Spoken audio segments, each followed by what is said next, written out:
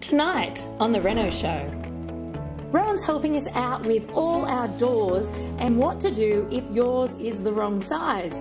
Beaumont Tiles are here to show you how to tile a splashback DIY style, and leading property analyst John Lindeman is back to share his insider tips for what on-the-ground research you need to do before you buy a property.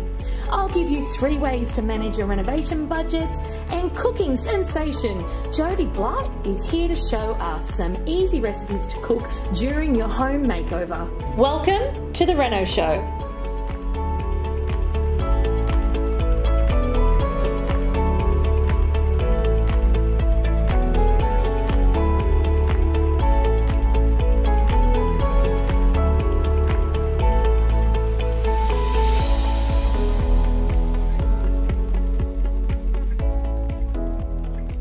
Yes, it is after 8 p.m. and it is wine o'clock. Hallelujah. Oh yeah. Rowan and I are actually at Tononi Estate in the amazing Hunter Valley. It's beautiful. It's really, really spectacular. And it's not only spectacular inside this phenomenal house, which if you haven't caught it already, we'll pop the link below to the house tour because it is amazing. Part heritage, part added on. Yeah, it's a real rambling, but sympathetic. Oh, it's very nicely done. Very nicely done. But not only that, we are surrounded literally by vineyards.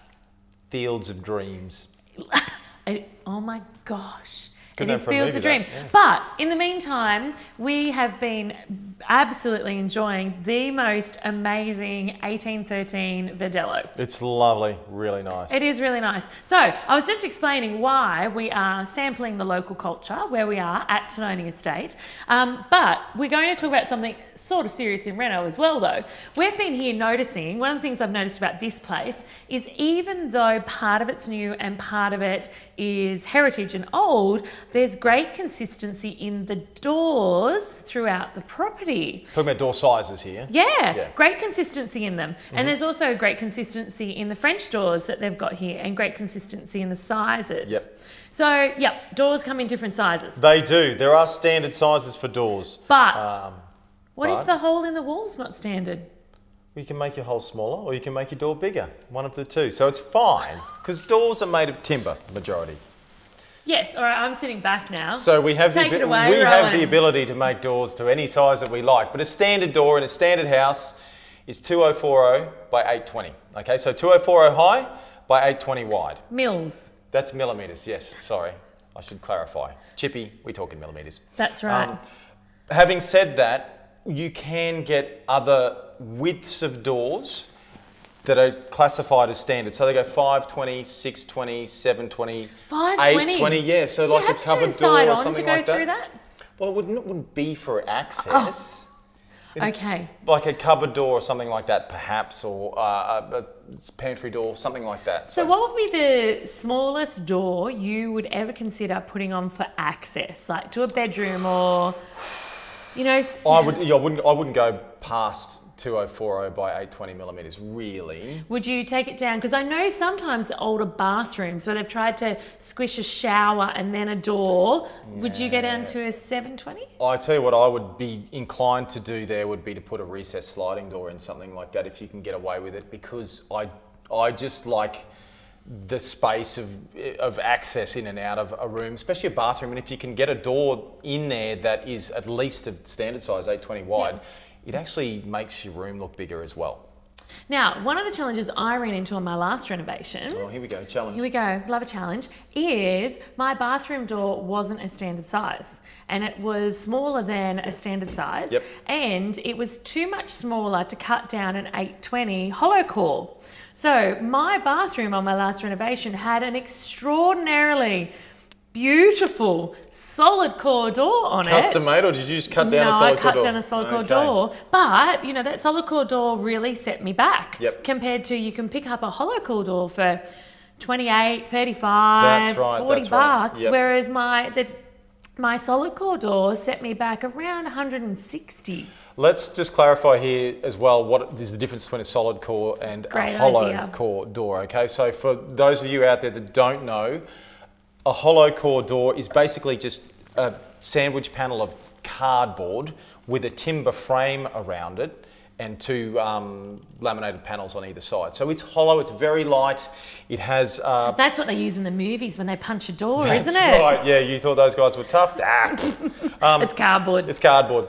And it has a frame around it, a solid timber frame around it of about 50 mil, basically. And then also, which we were discussing before, it has what we call a lock block in it. So it has a designated side of the door that you can put your lock or your handle onto. Because we can't screw it into cardboard. Because you can't screw it into cardboard.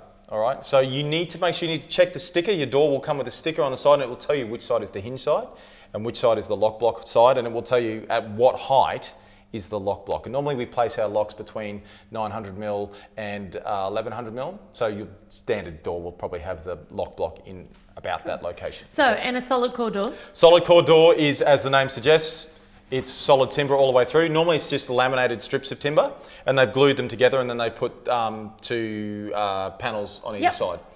Okay, so the benefit of a solid core door is that you can cut that down to any size because it's solid timber all the way through. You can put your lock anywhere you want. You can put your hinge any size you want, okay? Because you're dealing with the just same... a big slab of timber. A big slab of timber, essentially.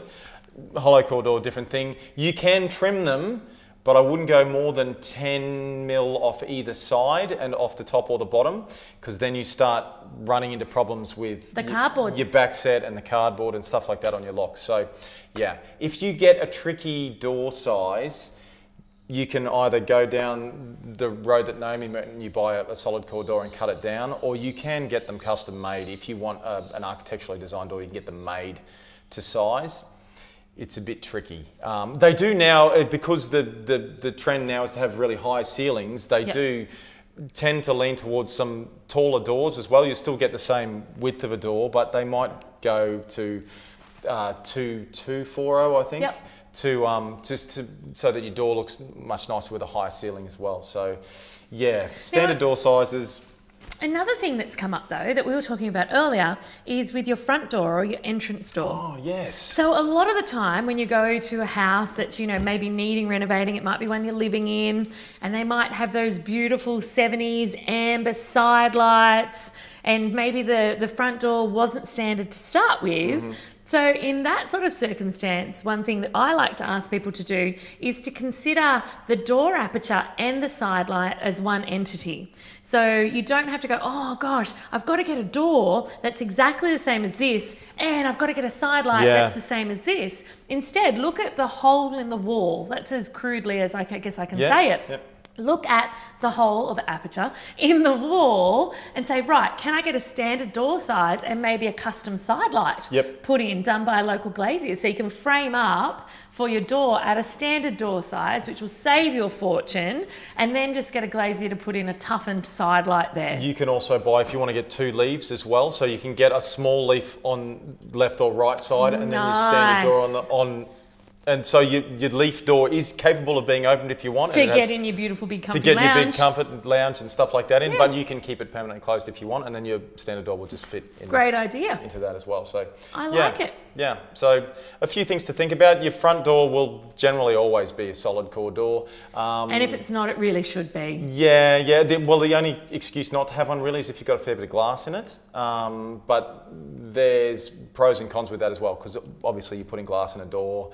It's a fairly high traction area. The glass will be safety glass, but your security can be affected by that as well. So just bear that in mind. And you know, that's a really interesting point you bring up. The amount of times, rarely have I seen a hollow core front door, but the amount of times I've seen a back door that's hollow core or a laundry door that's hollow core. And realistically, from a security perspective, just like the actors can put their fists through it, pretty much anyone else can. So, absolutely. You know, definitely a good point to bring up. It's not just your front door, you have lots of entry points to your property. And if you're trimming doors, particularly front doors and back doors and doors that have got, could potentially be affected by the elements, and you've trimmed that door, so you've removed whatever sealant is on that door to make it fit the opening, really, really important that you reseal tops, bottoms and sides, because the weather will get in there, they'll expand your door, and then before you know it, it'll bloat out and it'll stick and you'll be... So, very important point here. Someone might be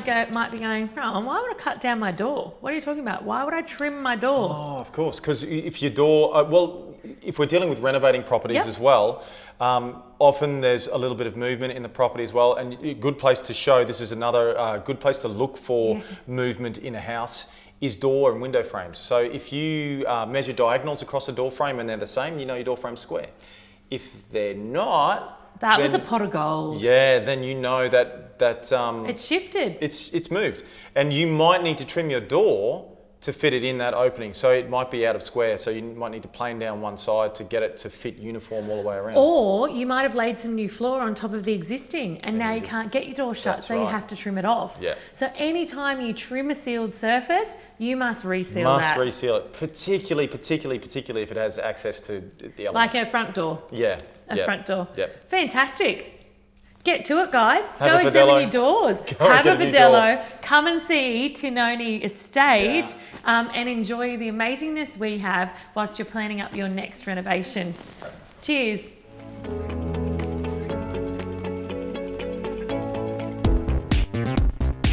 It's so good.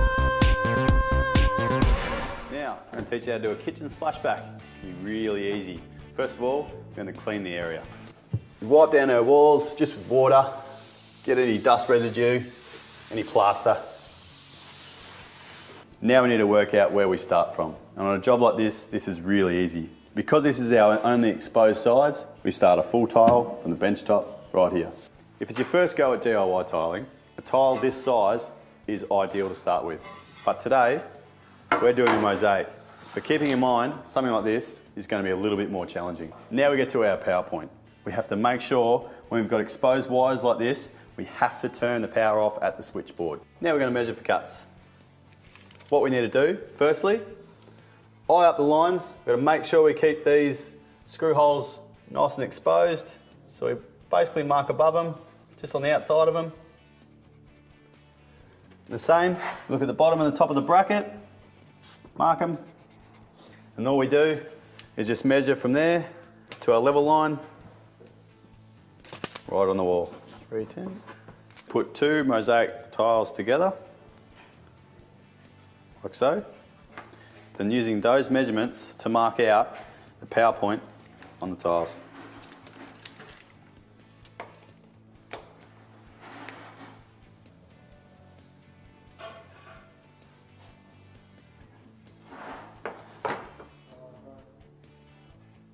Now once we've got that marked, we can go out and cut it.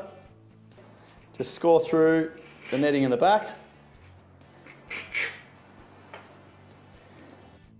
This job, we're going to use Abamastic. It's a pre-mixed adhesive and it's really easy to use. You go down to the staff at Beaumont's and they'll make sure it's the right glue for your job. Put a little bit on the trowel, ready to go. The easiest way of doing it, use the back of the trowel, like so, and get yourself a little bit of bed thickness of glue. Use a 6mm notch trowel, basically cut it back. The type of trowel you use is determined by the size of the tile. As a guide, if you are tiling with mosaics, use a 6mm notch trowel. Just a little handy hint, on doing a job like this, especially if you've got nice new bench tops, perhaps use a drop sheet.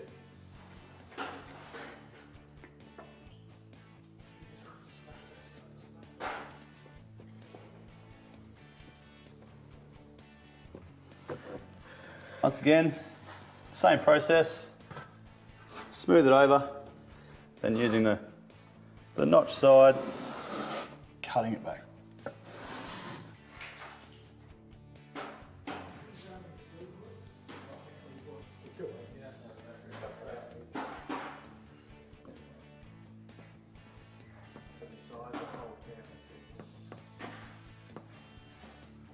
Once you've got to the top, measure it, we go cut it and we put it in.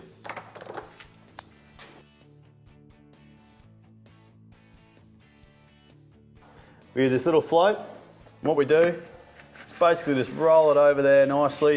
And what this does, it gives you a nice flat finish for all your mosaics. Push reasonably hard. And don't forget, as you go, wipe it all away.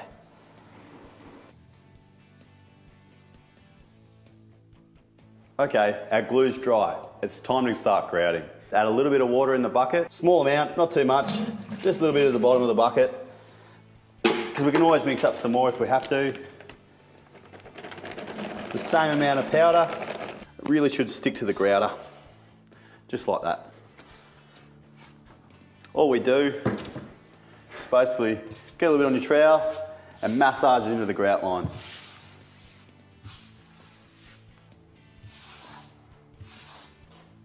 Washing off grout for mosaics. All you need to do is squeeze out your sponge and in a circular motion, wash all the grout. Now we have to do our last wash. Grab our sponge, squeeze out the water, and on a 45 degrees, we wipe down. Turn the sponge around and use the other side. Squeeze out your sponge and then repeat that throughout the whole wall. Silicone time. Squirt him in our internal corners.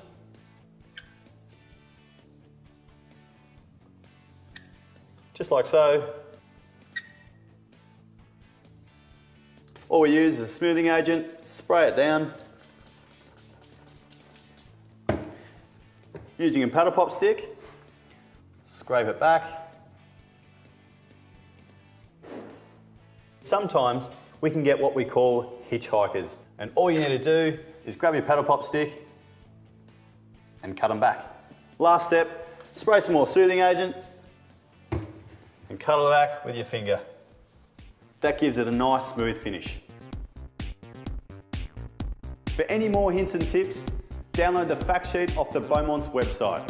And all the best for any DIY jobs you have at home.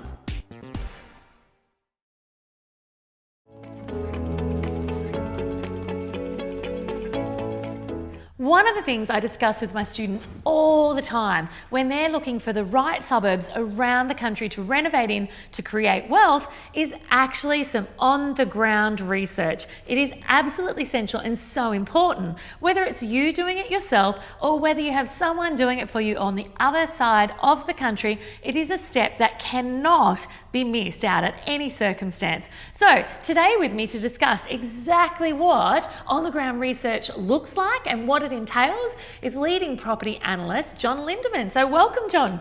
Hi Naomi, and welcome everybody. Okay, so on the ground research, John, a lot of people go, what am I doing? Bringing in sniffer dogs? Am I just having a coffee? What am I doing? We've covered previously when we've discussed about the importance of talking to agents on the ground, talking to property managers, getting a feel from their perspective, but not putting 100% of weight into that, of what's happening there. But what are the other forms of on the ground research someone can do? There's quite a lot you can do yourself, and okay. One of the things is who you ask. Because property managers and real estate agents obviously have a vested interest. They have a love of that suburb, which is fine.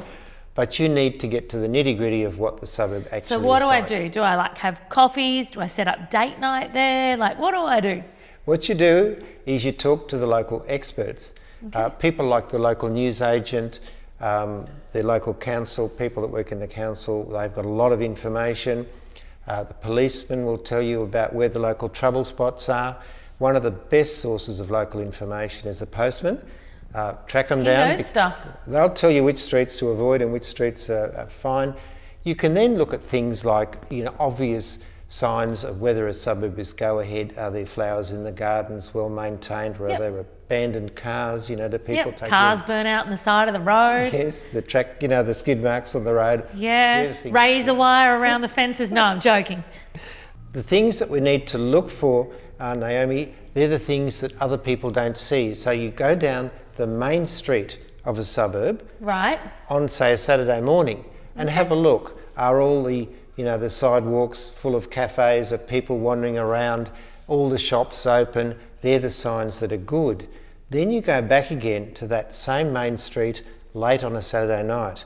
Now, if you notice that all the shops are shuttered and there's no one walking around, that's a very bad sign. But if there's lots of people walking around, there's restaurants open and so on. So you're thinking that's a safety indicator?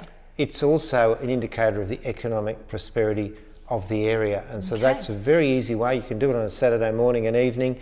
and it'll give you a really good idea. So now one of the things that you heard that I want to go a bit more depth into, you said go talk to your local council. So from your perspective, what are you asking the local council that's going to help you uncover, so not about a specific property, but about the area? What sorts of things are you asking your duty officer or the local council that are going to help you uncover things about the financial prosperity or the future prosperity of that suburb? The sorts of things you talk to council about. Yep. Where are the flood prone areas? Yes. They have maps that'll tell you that. Which areas are fire prone? You know, there could be areas that have suffered from bushfires. Which areas are sewered and which aren't, because it's very important that you know that. And whether or not they have town water, because in some areas there is simply no town water, and so you're living, you know, out of tank water. So those are the things that the council can tell you, and they're not biased, so they'll tell you the truth. Fantastic. There's a pile of things there that literally an everyday person that's interested in creating wealth through renovating, so whether it's with an investment property or a flip, that can actually do on the ground in that local area. And remember, if you're wanting to renovate remotely, you can absolutely get someone else on the other side of the country to do this for you. So thanks so much, John. We'll catch you next time. Pleasure. Thanks, Naomi. Thanks, everyone. Hey team, Naomi Finlay here, your rapid renovation expert. Today I want to talk to you about the money side of renovating and how to ensure that you manage your budget efficiently during your renovation. If you're already at pick up tools and go stage, then you'd have a pretty detailed budget in place already. But if you don't have a budget set out, please don't jump the gun and get in and start knocking down walls without having one in place. Instead, you first need to look at exactly what your renovation costs are going to be. So once you've got your budget all worked out, how are you going to filter in any changes? What if it turns out that you need to replace some old piping because they're rusted? Or perhaps you decide to extend the splashback all the way to the ceiling. Where's that money going to come from? How are you going to fit that in with the rest of your budget? All of these questions you might actually come across when you get further and further into your renovation project. So, you have to know how to stick to your budget, but at the exact same time, be flexible and go with the flow. How do you do that? Your budget is core to all of your renovation goals being met, and so it's essential that you master that technique. Now, the amount of money that you have to play with will determine the sort of renovation that you're going to be able to do. If you overstretch your budget, there's a chance that you're going to end up eating into your profits that you've calculated, which is not a winner. On the other hand, if you understretch it, then you might end up with, like, for example, a pizza with no topping. You might end up with a pizza with no topping when your customers or your target market actually want a super supreme with extra sauce and cheese. So here's an example. It turns out on your kitchen, for example, that the splashback tiles are going to cost $1,000 more than you'd originally set aside. I say that's bad planning, but either way, what are you going to do? Are you going to replace them with a more affordable alternative, or are you going to find some extra cash and bite the bullet? My suggestion in this situation is actually looking for a more affordable tile that doesn't jeopardize your overall look. Because remember, if you've decided on a look and you know that your target market wants that and you're aiming to deliver it, by taking the cheese off that pizza, by removing one of those elements, you could actually jeopardize your overall profit. But if you choose that you want to go with those original tiles and you want to spend that extra money out of your budget, then you need to work out where that's going to come from. You need to be able to, in a fluid motion, review and alter your overall budget to make it work. So how do you find that middle ground? Great question. That's why I have 3 steps to keeping my budget in check, and I want to share them with you today. I use these 3 steps to keep my budget under wraps when I'm renovating. Now, the first thing is breaking down your costs. So, realistically, there's a real lot of categories and a real lot of elements that cost money when you're renovating. So it can be really easy to get overwhelmed with a bunch of numbers, especially when there's a pile of zeros at the end of them. So what I suggest you do, rather than losing yourself in the numbers, is break it down into the big jobs. And then each of those big jobs, break them down into individual steps within it and budget each of those steps accordingly. So let's have a look at the category of demolition. It's a huge category, and some people may say that the numbers next to it can be a bit intimidating. So let's have a think about all the steps involved in it. How much is it going to cost you for your trades to knock down the walls? How much is it going to cost you for the skip bin to remove it? How much is it going to cost you for the skip bin hire and the dumping fees? What's the cost of cleaning the place after the demolition? Is there any asbestos? How much is it going to be costing to have that professionally removed and a hygienist certificate provided? So working out all of these little steps, you can see that you can better gauge the cost, and you can also better track the cost at each and every one of those steps as you're progressing through your renovation. No longer does it feel like a big and unknown enigma. Now, number 2, always have a buffer. I say this time and time again. You need to have backup extra cash available. Think about it like this. It's like when you freeze soup. If you pour too much into that jar and you put it in the freezer, without doubt that container will explode and it'll be a nice mess in your freezer. Don't make that same mistake of squeezing everything into one of these renovations and you think your budget can handle it and you leave yourself no breathing room and you burst your budget. Sometimes things just happen that are beyond your control on a renovation site. And no matter how much you prepare, no matter how much research you did, no matter how many hours you spent going over that budget in detail and making sure everything went according to your plan, maybe a recent heavy rain has found an old tiny leak in the roof. Or maybe a random storm has broken a window. This is nothing that you could have planned for, and you can't just turn a blind eye to these things. So rather than ripping your hair out and being super distressed about your original budget being blown out of the water, prepare for those unknowns.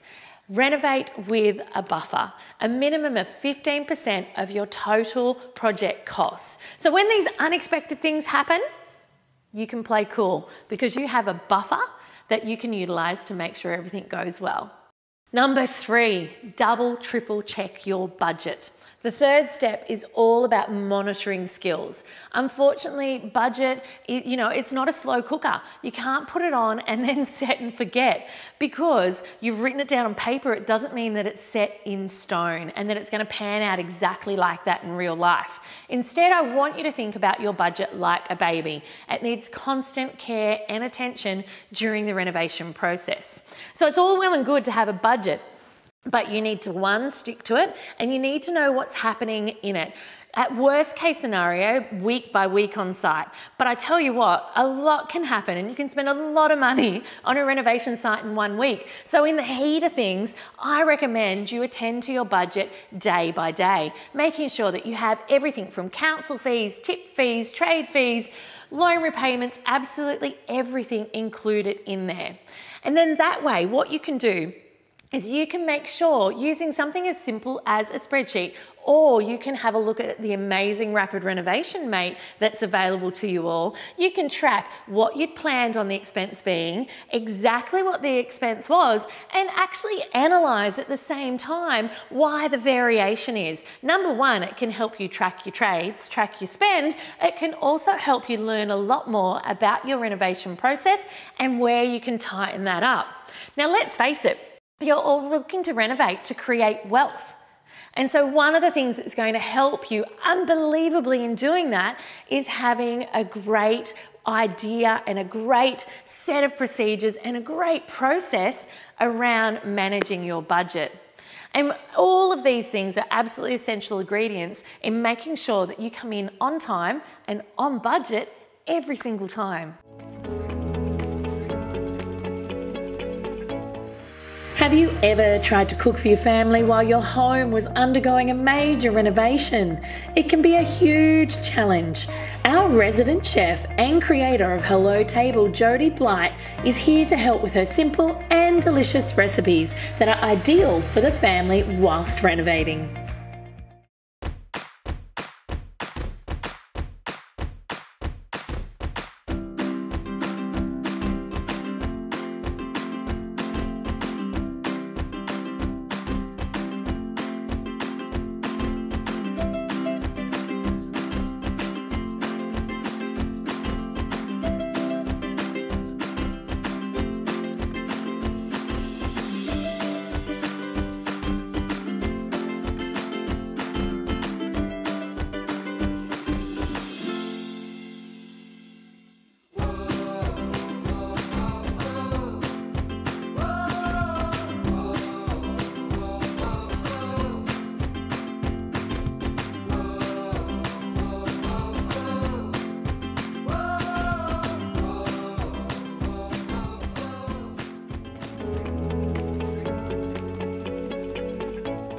We totally do need to do one of us sneaking into the cellar. Yes, it's a beautiful. That would do so well on social. Just going, oh my God, look what we got, Rowan. We got the keys to the cellar. If we had heaps of empty bottles and we could just put like a leg in and head outside the cellar door, we're just surrounded by bottles in the morning.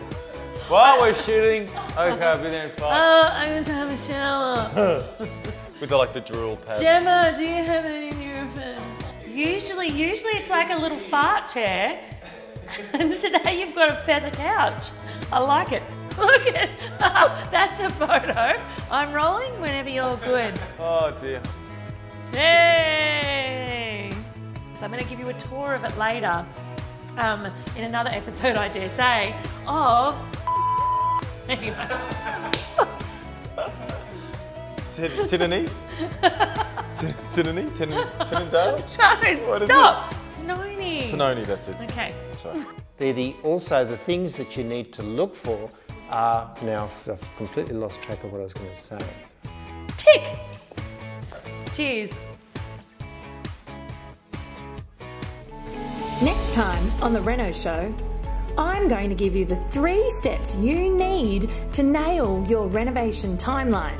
Rowan is revealing the reasons you need to use a Phillips head or a flathead screwdriver, and I'm hanging out with Bristol Paints to show you the best ways to get rid of mould. Our naturopath Tammy is back and revealing the 3 nutrients you can't live without on a reno site, and leading real estate agent Mark Campbell is answering the question, should you provide a building and pest inspection when selling a renovated property? And Money Mindset Coach is back to tell us how to stop holding yourself back from your true renovation success. See you next time.